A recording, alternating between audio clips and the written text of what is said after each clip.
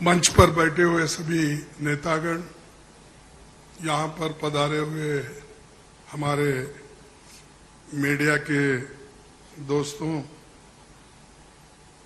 सारे नाम लेने की वजह से यही बेहतर होगा कि जो कोई स्टेज पे बैठे हैं सभी को मैं नमस्ते करते हुए अपना 4 शब्द आपके सामने रखूंगा। आज की ये जो बैठक हुई ये बहुत ही ठीक ढंग से सभी पार्टियों ने मिलके चलाया। इसका उद्देश्य क्या था ये तो उद्धव ठाकरे जी ने कहा है और हम इसकी कोशिश बहुत दिन से कर रहे हैं। जब मैं बेंगलोर में था उस वक्त भी जो वहां पर मीटिंग हो गई थी, इससे पहले पटना में हो गई थी। उसके पहले तैयारी के लिए हमने मेरे घर पर भी राहुल साहब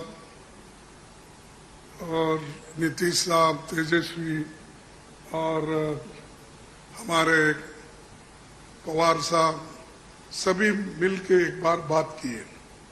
उसका एक ढांचा बना। उसके बाद जो नीतीश साहब के पटना में पहला मीटिंग हुआ, उस मीटिंग में एक एजेंडा तय करने की बात हो गई और उसके बाद में बेंगलुरु का हुआ। अब यहाँ पर मुंबई में आज सभी लोग मिलके अपनी बात को रखे और खास करके सभी को एक ही, सबका उद्देश्य एक ही है कि महंगाई को कैसा कम करें, इसके लिए कैसा लड़े, अनएम्प्लॉयमेंट के लिए कैसा हम लड़े। और इतने प्राइसेस जो बढ़ रहे पेट्रोल और डीजल के, और खास करके मोदी जी हमेशा 100 रुपए बढ़ाते हैं, 2 रुपए कम करते हैं। अब पेट्रोल की, एलपीजी की जो दाम थी वो मोर और लेस डबल हो गई, लेकिन उन्होंने उसमें से सिर्फ 200 रुपए कम किया, यानी 700 बाकी रहा। यानी पहला जो 55 रुपए में एक सिलेंडर मिलता था उसको उन्होंने अभी भी 70 रुपए में ही 70-75 में रखा, यानी कोई कम नहीं हुआ। पहले जो था उससे ज्यादा बढ़ाए थे, उसको थोड़ा कम करके, लेकिन इससे लाखों रुपए उन्होंने कमाया। ये तो गरीबों से चोरी कर दिए और गरीबों के जो काटे और लोगों को दिखाने के लिए 100-200 रुपए कम करना और कहना कि मैं गरीबों के लिए काम कर रहा हूं। मोदी साहब गरीबों के लिए कभी भी काम नहीं करेंगे, ये यकीन मैं दिलाता हूं, क्योंकि उनकी हमेशा यही रणनीति रही है कि गरीबों के खिलाफ काम करते हैं। बड़े बड़े उद्योगपति के साथ वो मिलजुल के चलते हैं। और यहाँ पर तो कल ही एक रिपोर्ट आपके सामने राहुल गांधी जी ने रखा था, अडानी की संपत्ति बढ़ गई कैसी, बढ़ाए कौन, और कैसा आज कम से कम 75,000 करोड़ रुपए गरीबों के जो पैसे थे उनके जेब में कैसा गया, ये सारी चीजें उन्होंने बताया।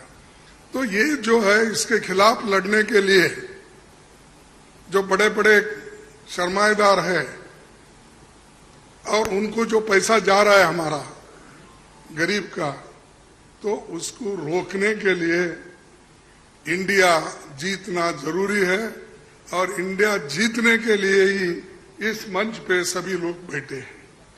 तो इसीलिए हम एक जो तय किए हैं, जो रेजोल्यूशन भी हम आप देखे हैं, और उसी ढंग से उस रेजोल्यूशन पे काम करेंगे। हर जगह मीटिंग करेंगे, हर स्टेट कैपिटल में हम जाएंगे और जो ये मुद्दे हैं, इन्फ्लेशन का हो, अनएम्प्लॉयमेंट का हो, हर चीज की जो बढ़त हो रही उसका हो, और ऑटोनोमस बॉडीज को सत्यानाश कर रहे हैं। और चाहे ईडी, सीबीआई, विजिलेंस, हर एक ऑटोनोमस बॉडी का मिसयूज कर रहे हैं। ऐसा कभी नहीं हुआ। मैं भी मोर और लेस शरद पवार जी साहब के बाद मेरा नंबर लगता है। मैं भी 55 साल से पॉलिटिक्स में हूं और 52 साल से एमएलए, एमपी, राज्यसभा का मेंबर हूं। मैं ऐसा नहीं देखा, कोई ऐसा चीफ मिनिस्टर किया नहीं ऐसा।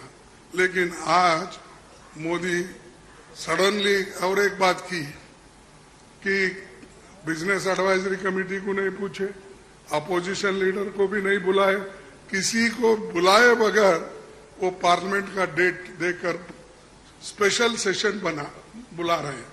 अरे स्पेशल सेशन, मणिपुर जल रहा था तो आपने नहीं बुलाया, कोविड के वक्त नहीं बुलाया, जब आप चाइना अपनी जमीन हड़प कर ले रही है, कब्जा कर ली है, उसके लिए नहीं बुलाया।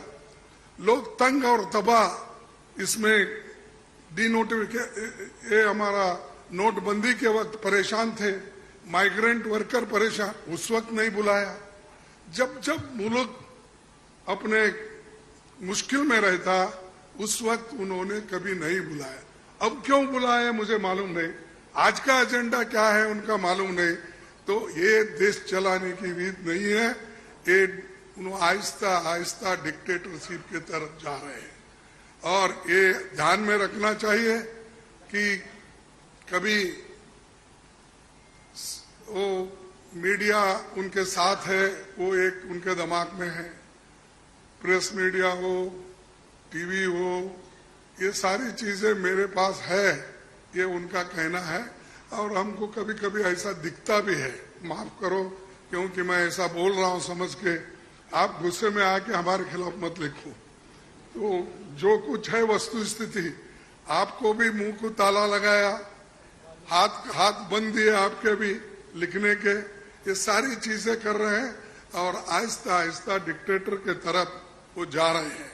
तो हम इसके खिलाफ लड़ने के लिए, उनके विचारधारा के खिलाफ लड़ने के लिए, उनके जो कुछ भी ये करप्शन, बड़े करप्शन, उनके जो इंस्टीट्यूशनल करप्शन होते हैं, ऐसा छोटा मोटा करप्शन वो नहीं करते, लोगों को नहीं दिखना वो पूरा।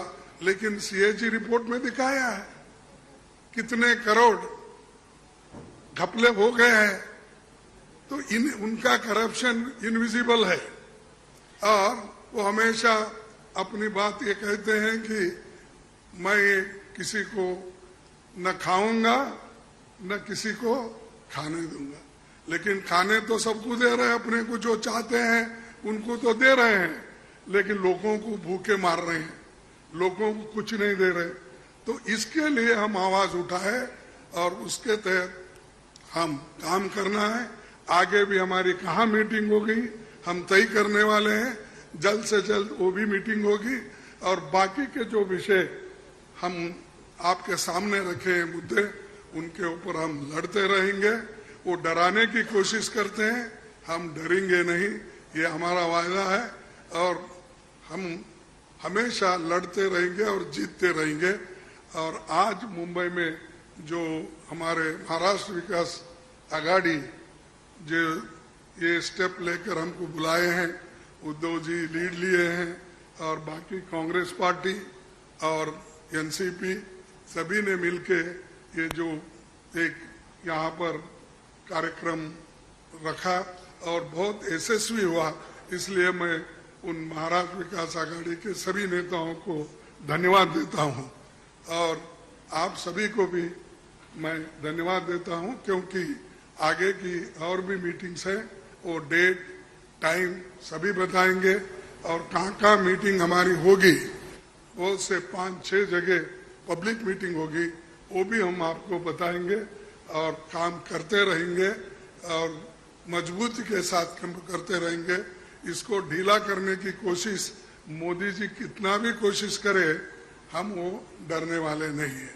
इसीलिए मैं इतना ही कहूंगा कि उन्होंने तो हमेशा मोदी जी झूठ बोलते ही रहते हैं, लेकिन लोग उनको सच समझते हैं।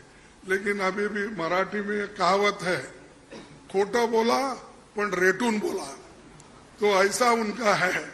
इसीलिए सब झूठ बोलते जाते हैं, लोगों में भ्रम डालते हैं, तो वो सबको हमको एक्सपोज करना है, हम करते रहेंगे। धन्यवाद।